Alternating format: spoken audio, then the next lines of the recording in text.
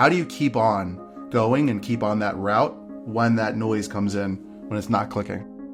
Well, fitness always comes first. So like fitness was always more of me than my actual self. Like if I couldn't work out anymore and I couldn't maintain this specific shape, which isn't anything like insane. Obviously I'm wearing a size medium shirt. It's very attainable.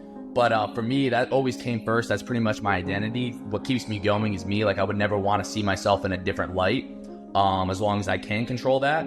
So even if I'm not motivated, there's plenty of weeks at a time where I just like every single session, I do not want to be there. I am not feeling it. Maybe I don't feel the strongest. I'm not getting the best pumps, but I still show up and I always feel better at the end of it.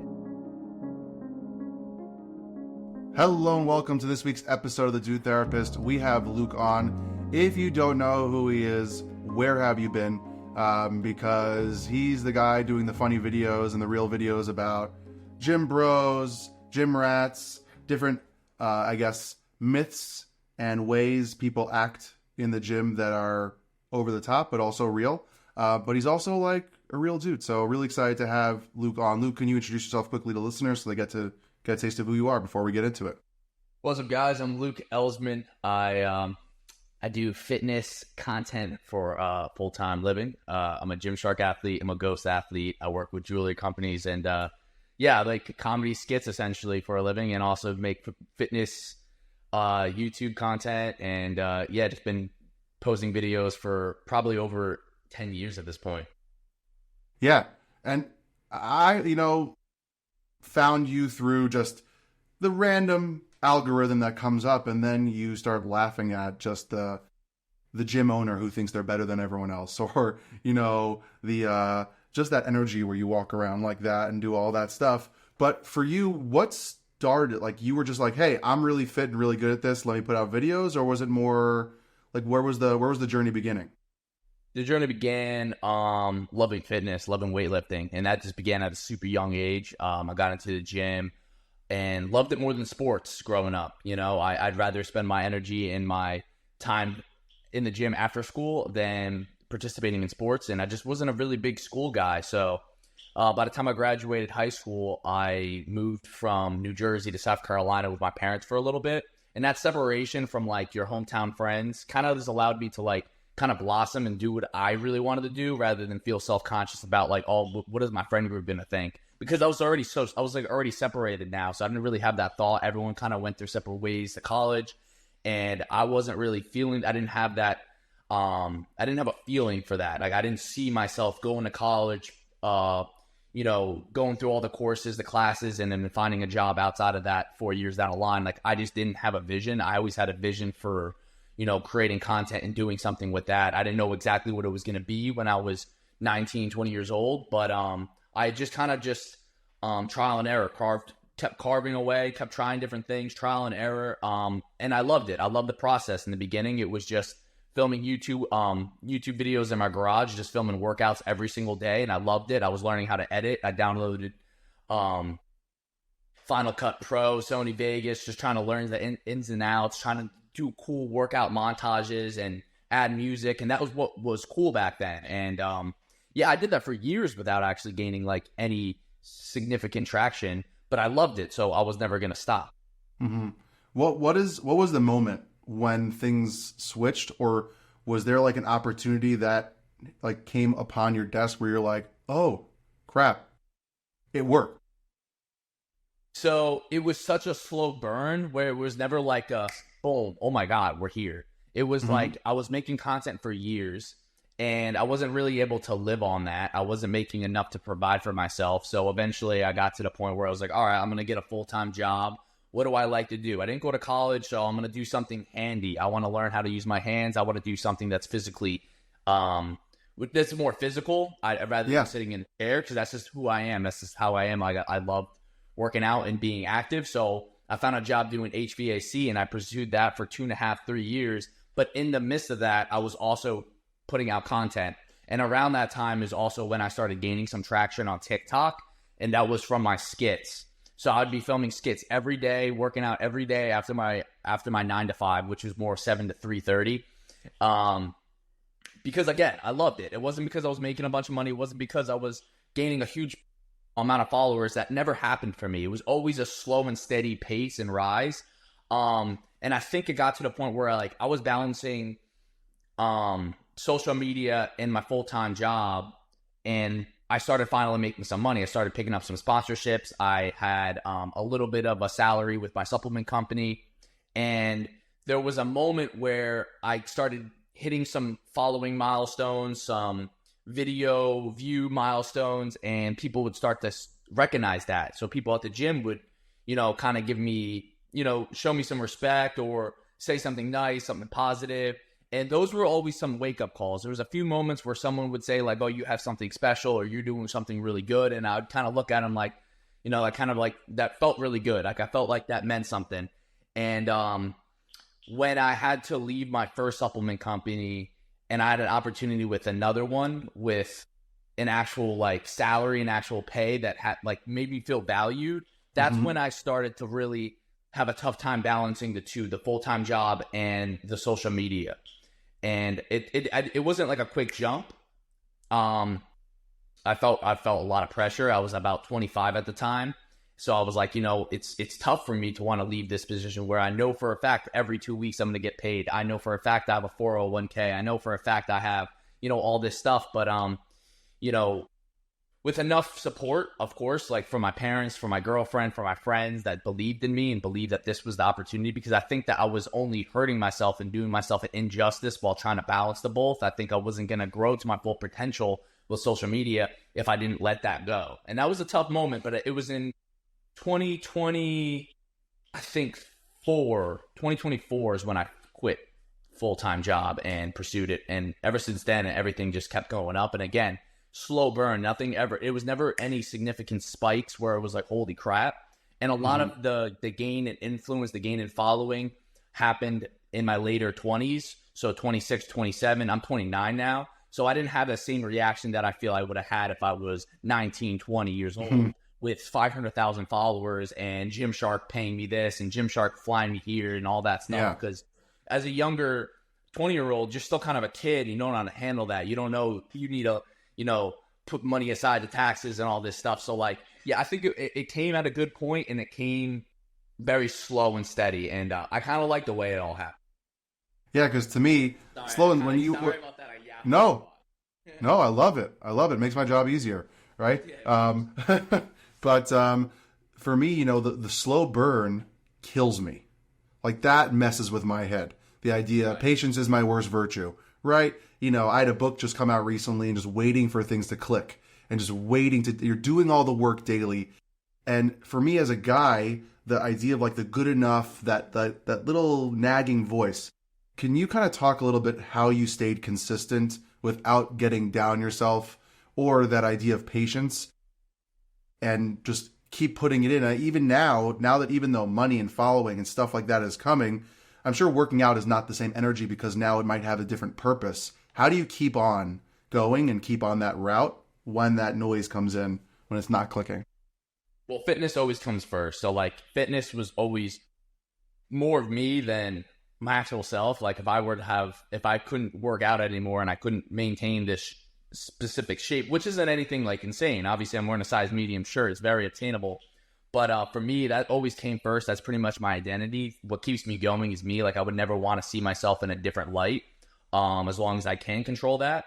So even if I'm not motivated, there's plenty of weeks at a time where I just every single session, I do not want to be there. I am not feeling it. I don't feel the strongest. I'm not getting the best pumps, but I still show up and I always feel better at the end of it. Even if I didn't hit a PR, I know I'm going to leave and feel better. And it kind of goes hand in hand with, creating content as well. Again, when I started, I was not getting instant gratification with, breaking milestones with views and this and that, but I was having a lot of fun with the process. And I always related everything I did back to weightlifting. If it was easy, everyone would be doing it, So if everyone can have a sick physique and bench 500 pounds, why wouldn't everyone do that? And it's the same, it's the same mindset with social media. Everyone would be, doing something, in their niche on social media if it was easy, but obviously it's not. So I kept that same mindset. And, again, it was just something I loved. So I was never going to stop. One of my favorite quotes growing up is that you can't lose if you never give up. So that was my mindset. Like there was definitely, you know, times in my, you know, I guess my rise or my come up when I'm growing my following where, you know, I had maybe months, and this could have been 2022, you know what I mean? Like there was there was such a huge duration of time where I could consider myself like attempting to gain the following that I have today. And that didn't really hit till, again, just maybe 3 years ago. Yeah. But, yeah, no, I loved what I did. And, it wasn't necessarily about the instant, you know, getting the PRs every day. I knew that wasn't realistic. And I knew that if I just kept at it and I kept trying to perfect my craft and I kept trying different things, that eventually something would hit. Is there a pressure? Because I know, like, being a Gymshark athlete, right? You know, there was like drama back in the day, I don't know, like 10 years ago, you know, the size and how they looked and certain people. And, you know, if you're a fitness brand, you want to have a certain look. Is there a pressure to like be a certain way with Sarah Sarafi and all these, you know, people who are, I don't even know half the other people. I just know you and her and, you know, all the big names that go through Gymshark or what's the guy in Utah? Maybe Arizona. Him and his wife is Australian or from New Zealand. Steve Cook. You're thinking of Steve Cook. I don't think he's with Gymshark anymore, but he was. But he was like those. I'm saying like those people who are just like at this level. And I'm not saying you're not at peak fitness because you're jacked and you're swole and you're huge and in the most beautiful, amazing, powerful way and aesthetics. Is there like this like? I know you love working out, and I know you're gonna, like you just said, you're gonna do it no matter what. It's what you do. You do it daily. Is there this pressure of the look that needs to be? I don't really feel too heavy on the pressure, but there could be. Because a lot of people get into fitness and sometimes they just want to try something different and they kind of see it as a temporary hobby. And they grow a lot of love for it, but it isn't fully them and it isn't going to be their entire life. And those are the people that really feel that pressure where it's like, oh my God, like, yeah, for this year or this summer, I really love being in peak bikini shape. But like that's not who I am. And next summer, now I feel like I have the pressure of being and having a six pack because that's why Gymshark signed me. That's why this and that. But that's not me. So I got into the gym when I was like a little kid. So working out is I'm gonna go to the gym every day, no matter what, even if it's like your grounding. It's your grounding. Yeah. They know that's the thing that I remember years ago listening to. Not that I would love to meet this guy, The Rock. Like love his attitude of life and love. Again, I don't know who he really is behind all that, but like he says that when he travels and does all the stuff that he does, he brings the gym with him because without it, he's lost.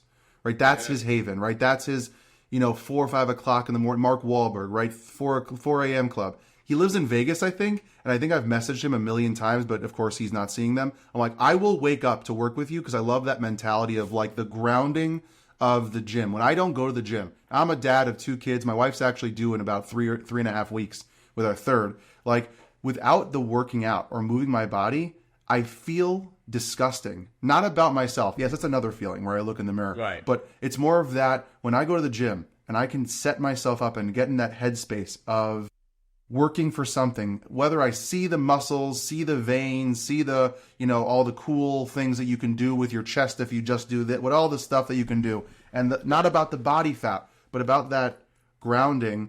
There's a very meditative thing. It's why I love the sauna. I love dry sauna because to me, it's sitting in there and breathing through the pain, breathing and like just taking that moment. How have you like honed that skill for you? Or that ability, because some people, like you said, I know I'm tired, I'm going anyways. How have you trained yourself to it be such like a, not accountability, but intentional, that it means something to your life? Can you talk about that? Because I think we all need something like that in our life. I want to talk to the parents listening right now. If you love your partner, but feel like after kids, everything got harder, it's not your fault. It's actually pretty normal.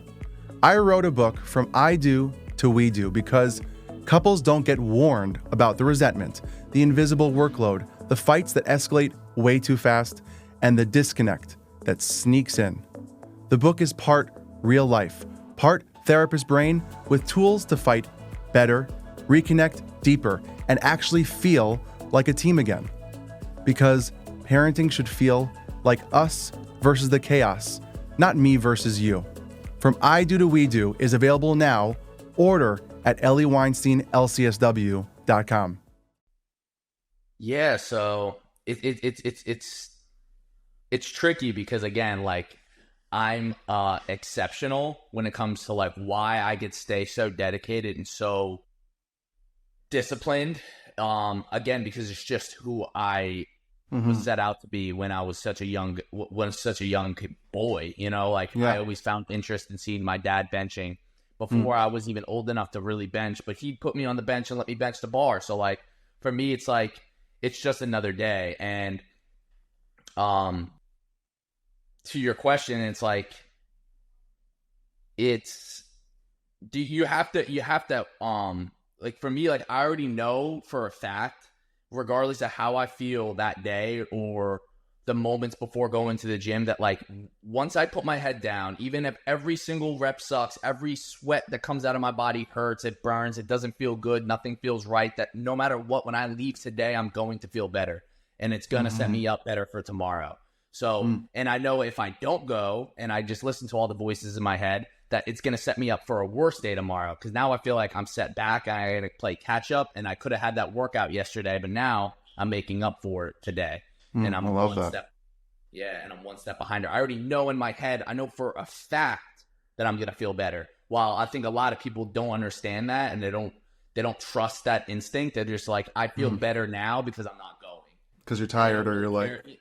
Yeah, it's more like they can justify it. It's like, okay, well, I feel really good right now relaxing on my couch. I probably just need another day to relax. They don't have it engraved in their head yet that this thing will make you feel better and make you overall put you in a better position. It's better for your health, healthy, everything. Make you feel better mentally. It's going to make you in better shape. It's good for your heart. It plays a lot more roles, obviously, than just your mental, but I think that's the disconnect between me and maybe somebody else that's trying to stay locked in. So now I want to get a little deeper, if that's okay with you, just like the behind the muscles. And I was going to joke around to start off the podcast by saying, like, I hope you come out to Vegas so you can change me from being a dude therapist to a bro therapist, and we can, go to the gym and work out. And maybe one day when you come out to Vegas, we can go to a gym together out here and, bang out some weights. I can't do 500 pounds, but, I'm a big boy, I could do something. But what's something that people assume about you because of what they see on the internet or what they see with the sketches that they are just so wrong about?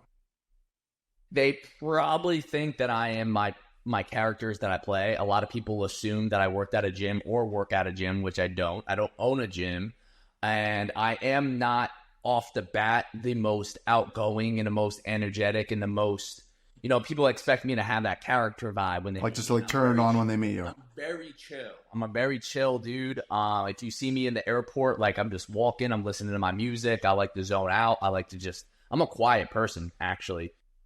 If you ask any of my friends, there's been plenty of times where we can hang out and I could probably be one of the more quiet dudes, to be honest. How do you like turn that on? Because like when you talk to like actors about, you are acting when you're doing the sketches because it's not who you truly are. How do you switch to like someone meets you in person and they're expecting the jokey, they're expecting the loud, they're expecting all of that, facade, and then they meet you and you're just being yourself. There's nothing wrong with that. How do you balance that, or how do you like turn it on or turn it off? It's as easy as just turning it on. I can pop into a character right now and go and act the part. The gym leader persona is just basically me doing this and with big eyes, even way. It's basically just that, and that's another thing that isn't on the surface, but it's ingrained in me, just like weightlifting. So I grew up with an older brother and a younger brother, about 2.5 years apart on average. So I think I'm 2.5 years younger than my older, and my younger brother's just under 3 years younger than me. And we're bros. We joked a lot. We picked on each other. And we were goofy. I was always a goofy, funny, Yeah.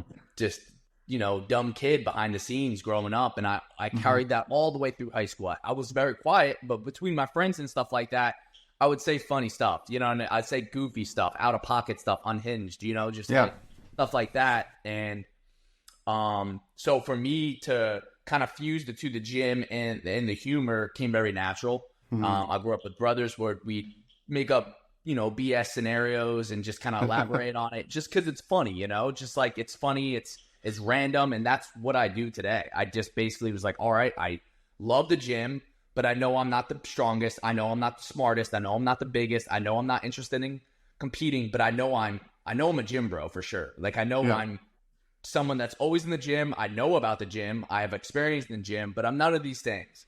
And then I'm also not the funniest or anything like that, but I just kind of fused the two. And I was like, I've been in the gym enough where I know different characters. I know different universal, relatable stuff that happens in the gym that everybody sees because I've been lifting for so long. So that, again, just like, it was just something that was always in me. Just, it wasn't on the surface. The surface is the weightlifting, right? Like, obviously, like, this kid spends some time in the gym, but you wouldn't know that I'm necessarily like the goofy guy until you kind of peel away a little bit.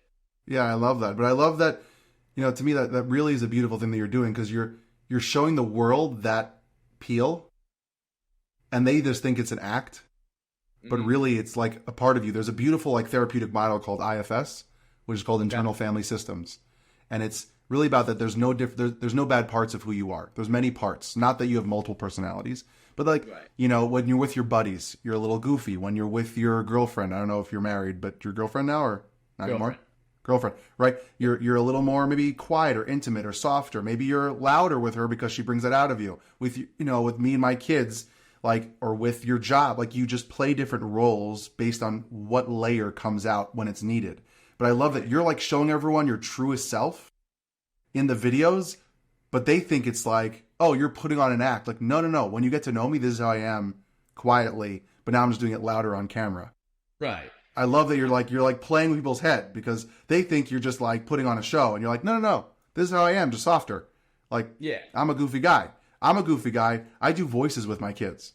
Like when I cook or I do fun things, I don't do that in videos because it has nothing to do with therapy, right? Like I'm a mental health professional. We work with couples, all stuff. But if you would be around me, you'd be like, this guy's a therapist? Like, maybe we should, like, he's a weirdo. Maybe we shouldn't go to the goofy guy. But that's just who I am. Just a goofy guy. And I love that. I love seeing guys just being goofy and not being ashamed.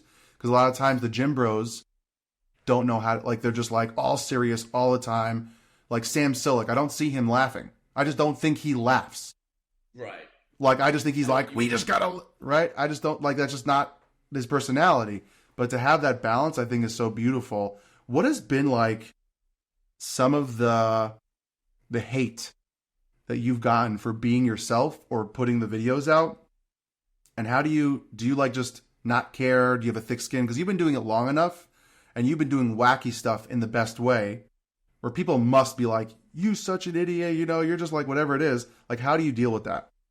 I'm going to be honest, and I'm past the point in my life where like I'm the type of person to let a single comment kind of just like run my mind. I don't really care. But at the same time, I'm blessed to say that I really don't receive a lot of hate whatsoever.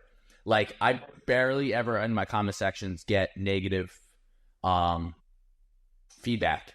And of course there is a few, people that say something. But I couldn't even tell you off the top of my head, like what that is. Cause it's different. It's just like, I would say an average hate comment, but there's nothing consistent that people say, you know what I mean? That's like, oh, like this guy is this or that. And that's consistent throughout the last year of videos where people can pick that certain thing apart. Like I don't have that thing, I don't think.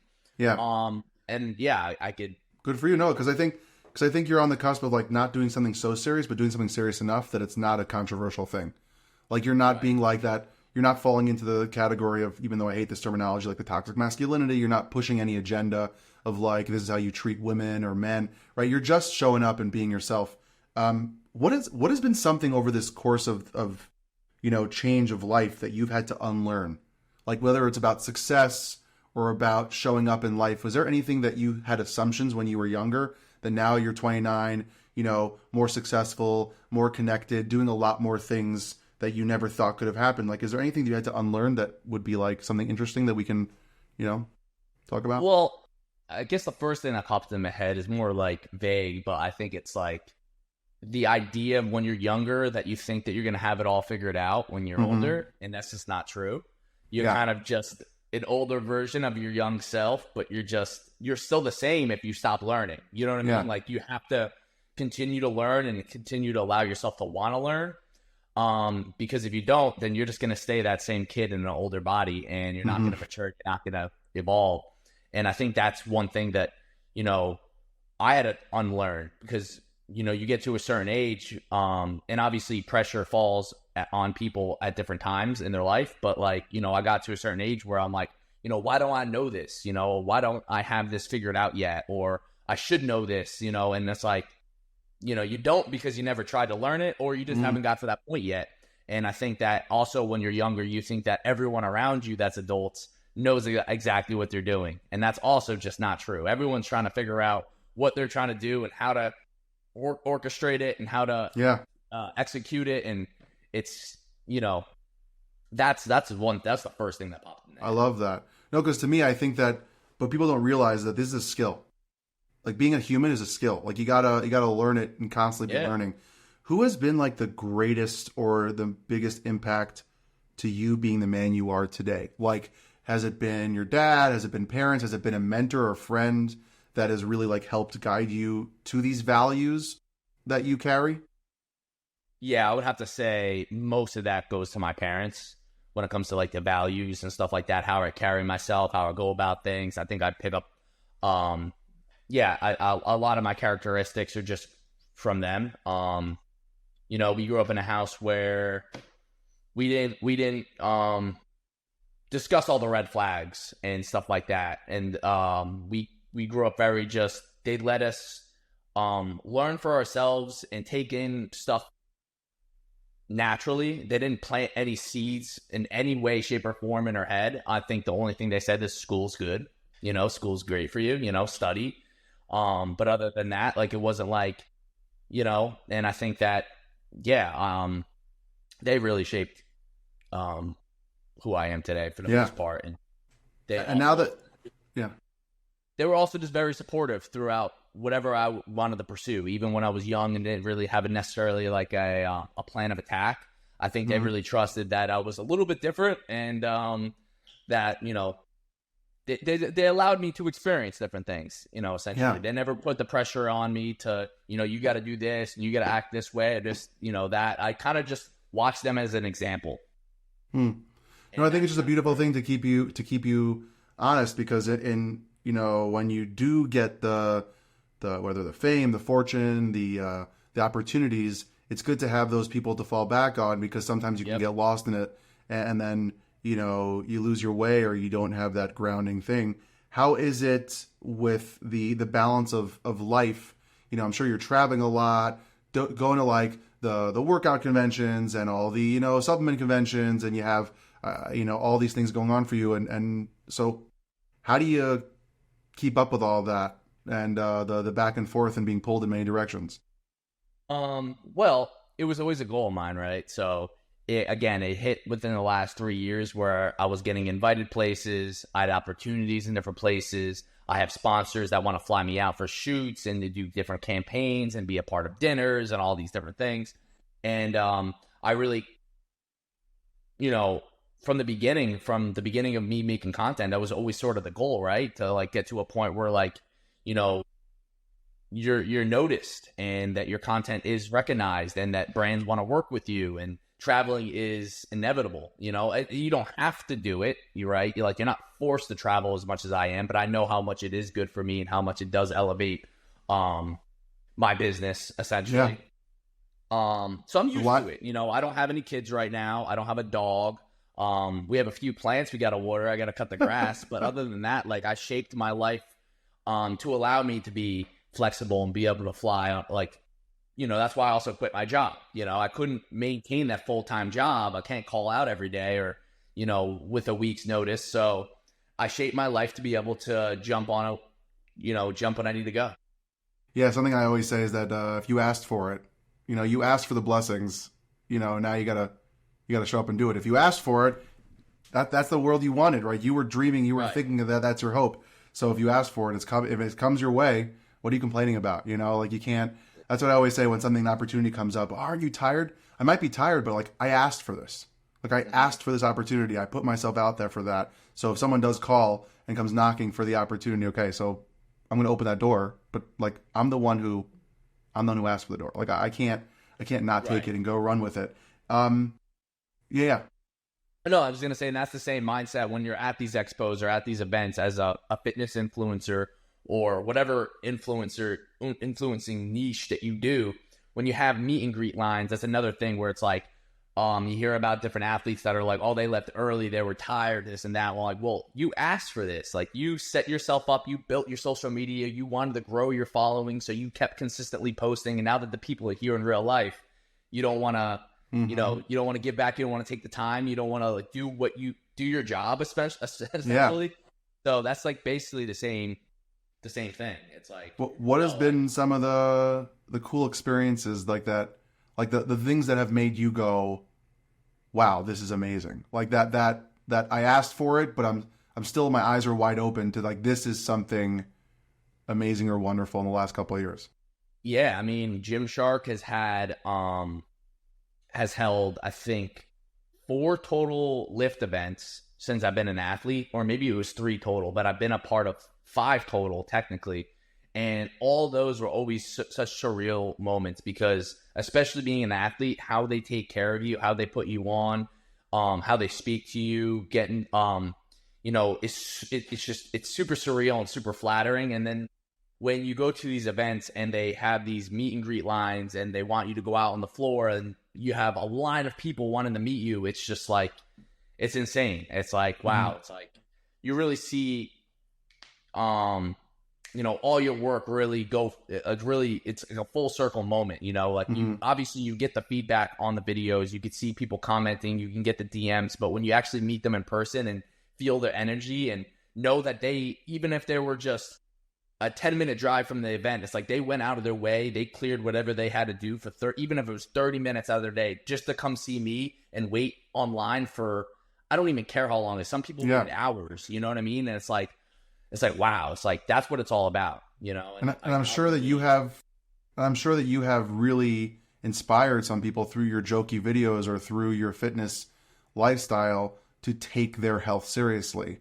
And to me, when you can change people's mindset and impact them for a healthier way of living, and they actually do it and they go, I heard a video, I heard a podcast, I saw something that you did. Yeah, I know it was jokey, but like, I took it seriously to go, hey, maybe I should look at myself and do something.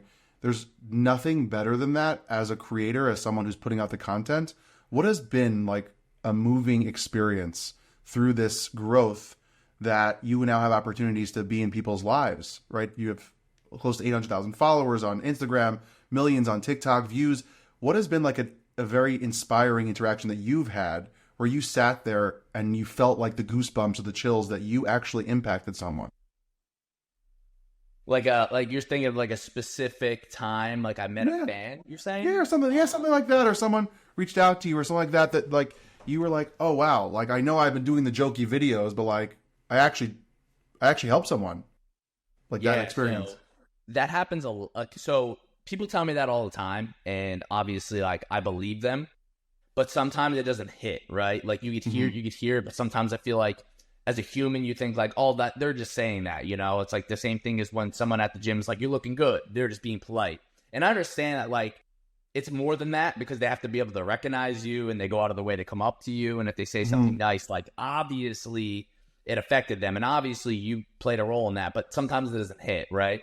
But there was one time, and this is not the only time, this is one example, but there was one time earlier in my career, and I say career as in like when I started taking it more full time, or right as I was going to quit my full time job and it became more serious, where we weren't at an event, but we were at Alpha Land.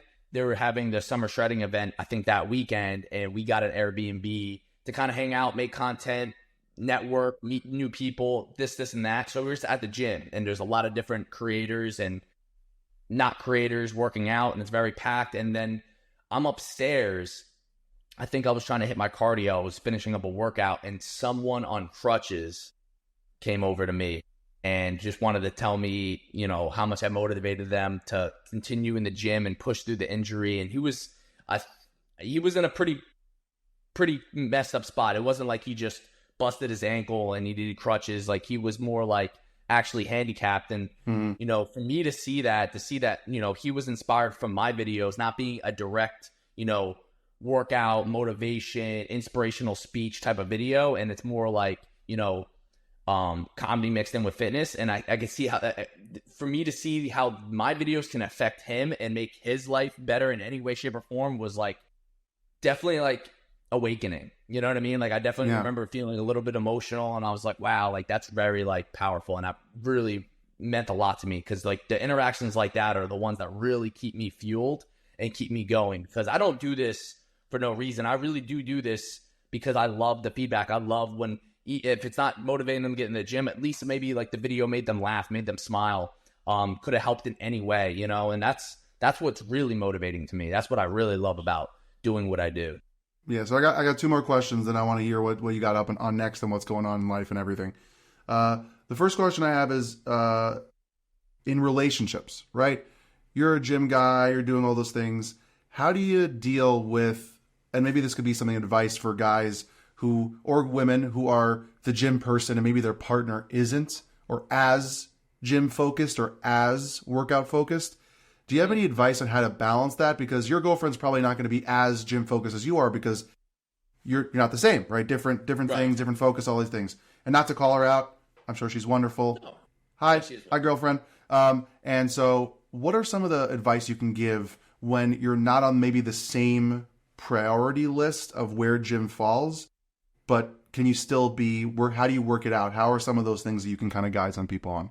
So are you saying it in the sense of like, maybe like it kind of takes away their compatibleness? Yeah, people might feel like, well, I can only be with a gym bro and a gym girl, and if not, I have to be with someone who's going to the gym for 8 hours and counting their macros and only does CrossFit or high rocks or body, like they're so intense about it. Is there, like, how can you give kind of a little advice on maybe when you're not so matchy on the gym part, but doesn't mean that it would be hurtful to the relationship thriving, that you can be in your own world? Or do you think that like there's a way to kind of make it work when it's not so aligned? Yeah, I think there's definitely ways it could work. I think it obviously depends on person to person. If like, if the guy or girl are very not independent, and they don't know what to do without their partner during a small window where they need to go and, hit the gym, and they're not interested in it, like that's tough. You know what I mean? Like there's situations, like it obviously depends on person to person. Like there is a lot of couples that can work out where one's really into lifting, one really isn't, and they're perfect for each other. And sometimes it doesn't work at all because this person really wants, to be aligned with them. And this one's like, I'm understanding of your goals, so I'm cool doing what I'm doing here. So it really just depends. I think there is ways to do it, because like I am someone that is going to be the gym essentially every day, but I don't take that long. I could be at the gym, like inside of the gym and out within less than an hour and a half. So I don't really think it's a huge, I don't think it would put a huge toll on the relationship. I think it's really just whether or not like she's or he or she is okay with that time spent, alone for a little bit, which I don't think is a big deal. I think you find balance. When I go to the gym, then then she goes to her pottery class. She loves to paint. She loves to mold clay. You know what I mean? Like that's cool. You guys can have separate hobbies, and you can have it with separate friends. Maybe I'll go with my guy friend, and you'll go with your girlfriend after work or whatever the case is. And I think that's perfectly fine. And I think there's a good balance too, because if you want your partner to get into the lifting or getting active, I don't think it necessarily has to be weightlifting. I think that a lot of people you mix that up. It's like, oh, I have to go to the gym. Like, no, you can go to Pilates, you can go to yoga, and you could do that, and you could schedule that around the same time that I go and do my gym. So we could both be active, we could both stay in shape, and and both have that little thing to do, that hobby or your lifestyle, whatever it is. So healthy. I love that, because to me, it's about the priority of being healthy, and how you do that looks different for each person versus if you don't do it my way, it's a problem. And you touched on a whole nother thing about like the codependency, like, oh, I can't be without you for now, but that's not for now. The last question I have, and then I would love to hear what's going on in your world, is what's a message about being a human that you hope people stop believing, and what message do you want them to replace instead? To stop believing about being a human. Things that hurt people, like some of the things that people think to themselves or beliefs that they carry that are unhealthy, that you would want them to replace with a healthier thought process. I mean, it's kind of cheesy, but like, when people think that like they're not enough or they're not good enough, like you are good enough and you are enough, and everyone has the same capability as me or you or him or Joe. Obviously there's circumstances. Obviously there's specific there's circumstances and there's unfortunate, situations and that. But like I'd say for the most part, the people I'm speaking to, if you're watching this podcast, like you are enough and you are capable of doing amazing things. It's just setting your mind up for it and then setting up your days and manifesting. I think manifesting and I think believing that you could do something and really fully picturing it really could set you up, because I think that you'll subconsciously start to build that trail through the woods to that, almost perfect picture painting of what you wanted. You know what I mean? Like nothing in this world is perfect, and there's no definite answer for anything. But I think that like if you have the right mindset and you think you know what you want, just to start going in that direction. You might not know exactly what you want yet, but you know where to start looking. You know what I mean? And I think start looking, and I think that just goes back to, the question. And it's like, I think that people need to get out of their head that like they're not meant to be, or it's unrealistic. I hate when people say it's not realistic. I think people need to start believing that things are realistic and things could really, really can happen, even if it feels insane. Because I'm sitting in a spot where I genuinely felt like this type of thing is impossible. Like, but I wasn't too scared to keep attempting it. Like, I still had a lot of fun doing it. It's the same people that have a true love for football. Maybe their time ran out, and NFL is a little bit of a different beast because you have a shorter window and injuries happen, and then this and that. But that person that loved football still throws the football around. I love that. I think that's so important. Yeah, so important, man. I appreciate that, Luke. So what's on the horizon? What's going on that you want to tell people about, and where people find you and watch your videos and get impacted by what you're doing? Yeah, so I post every week, multiple times a week. I'm on Instagram, I'm on YouTube. I do my short forms on Instagram, YouTube, TikTok, and then I also post long form YouTube videos as well. I have a podcast as well called Thinking with a Pump, and you can find me there. My name is just Luke Elsman, so I don't have any like crazy username or anything like that. But we have a little bit of a secret coming soon. I can't say exactly what it is, but I'm working behind the scenes on something really cool, and it's a little bit outside of fitness, but it's right on par. So as soon as I can actually say it, it's going to be all over my Instagram and all my socials. So looking forward to announcing that one day. And well, thanks so much for being here and talking about the balance of everything. And I gotta tell you, the humor really brings a smile on my face. It's the biggest impact. It just like a lot of laughter, and really means a lot to a lot of people. So thanks so much for continuing what you're doing. I appreciate it, man. Thank you so much. Now, I appreciate you having me on the pod and taking the time to talk to me, and it was a great time. Follow now on Apple Podcasts, Spotify, and finally, see me on YouTube at The Dude Therapist.